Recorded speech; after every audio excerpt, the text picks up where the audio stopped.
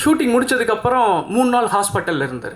எங்கள் அழைப்பை ஏற்று ஜென்ம நட்சத்திரத்துக்காண்டி நிறைய டைம் ஸ்பெண்ட் பண்ணி வந்திருக்கீங்க.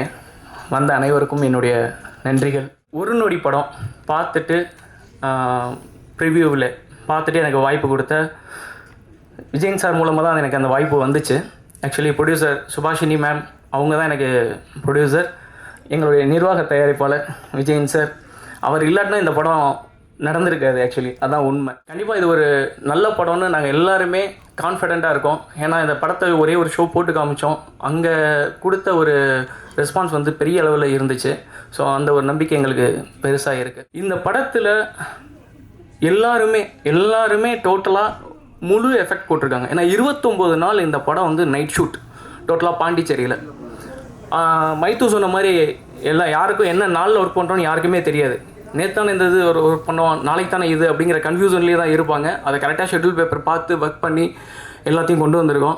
அதில் எல்லாரையுமே நான் நிறைய கஷ்டப்படுத்தியிருக்கேன். அது செல்ஃபிஷ்னு தான் சொல்ல முடியும். ஏன்னா படம் நல்லா வரணும்னு, அதுக்கு எல்லாருக்குமே நன்றிகள் நிறையா. எப்படி ஒரு கணவன் மனைவி புரிதல் எப்படி இருக்கணுமோ அதே மாதிரி தான் ஒரு கேமராமேனு ஒரு டேரக்டர் ரொம்ப புரிதலோடு இருக்கணும். நான் என்ன நினைக்கிறேனோ அதை நான் நினைக்கும் போதே எடுத்து கொடுக்குற மாதிரி ஒரு கேமராமேன் எனக்கு கிடைச்சது ஒரு கிஃப்ட்டு. ஸோ அந்த அளவுக்கு கேஜிக்கு மிகப்பெரிய நன்றி.